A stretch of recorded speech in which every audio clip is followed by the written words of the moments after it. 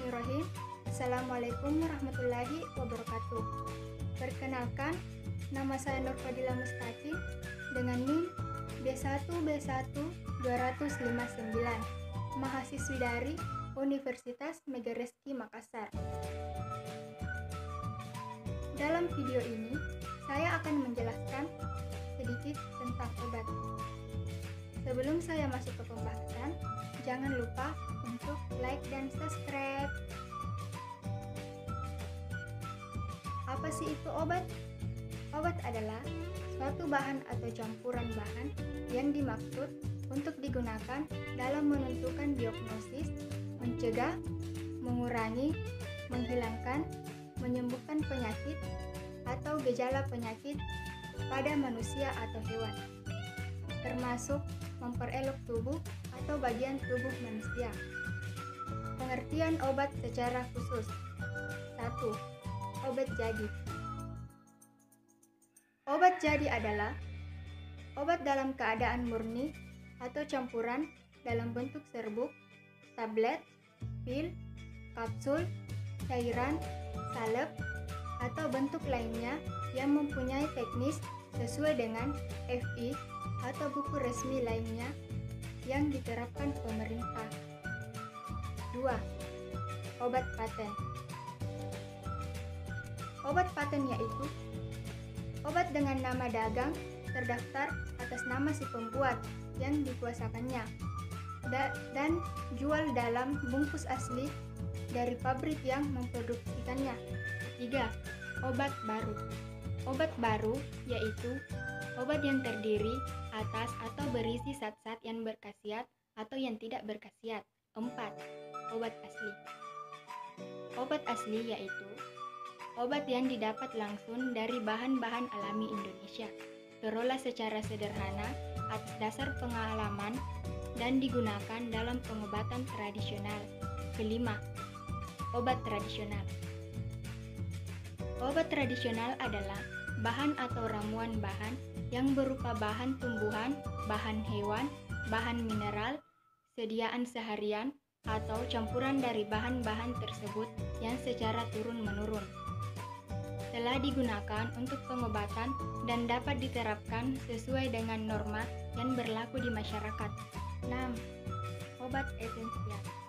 Obat esensial yaitu obat yang paling dibutuhkan untuk pelayanan kesehatan masyarakat terbanyak dan tercantum dalam daftar obat esensial atau DOEN yang diterapkan oleh Menteri Kesehatan Republik Indonesia. 7. Obat generik. Obat generik yaitu obat dengan nama resmi yang diterapkan dalam FI untuk zat berkhasiat yang dikandungnya. Macam-macam penggolongan obat.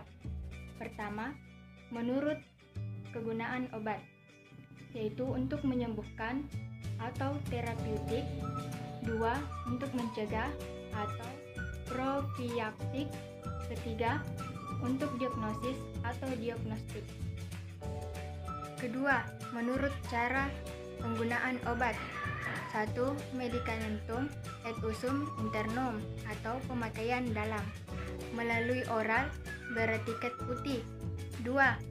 Medikamentum et usum externum, pemakaian luar melalui implantasi, injeksi, membran mukosa, rektal, vaginal, dan nasal. Ketiga, menurut cara kerjanya. 1. Lokal, obat yang bekerja pada jaringan setempat seperti pemakaian topikal. 2. Sistematik, obat yang didistribusikan ke seluruh tubuh melalui pemakaian oral. Keempat, menurut undang-undang. 1. Narkotik, obat narkotik ditandai dengan lambang palang mendali merah. Narkotik dapat menyebabkan beberapa pengaruh bagi yang mengkonsumsinya. 2. Obat bebas, obat yang bisa dibeli tanpa resep dokter. Pada kemasan diberi tanda lingkaran hijau dengan garis tepi berwarna merah. 3. Obat bebas terbatas. Obat yang termasuk obat keras, namun dalam jumlah tentu masih dapat dijual di apotek dan dapat dibeli tanpa resep dokter. 5. Menurut sumber obat. Obat yang kita gunakan dapat bersumber dari tumbuhan, hewan, mineral, sintesis, dan mikroba. Pertama, tumbuhan. Tumbuhan atau flora nabati, misalnya digitalis, kina, dan minyak jara. 2. Hewan atau fauna hayati, misalnya minyak ikan. Ketiga, mineral atau pertambangan, misalnya garam dapur. Keempat, sintesis atau tiruan, misalnya kompor sintesis. Yang kelima, mikroba atau fungi, misalnya antibiotik. Yang keenam, menurut bentuk kesediaan obat atau bentuk sediaan farmasi. 1. Bentuk padat, serbuk, tablet, pil, dan kapsul. 2.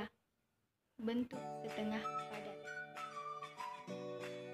yaitu salep, krim, pasta, dan serata. Ketiga, bentuk cair, larutan, dan campuran sirup. 4. Bentuk gas atau inhalasi, spray, aerosol. Terima kasih.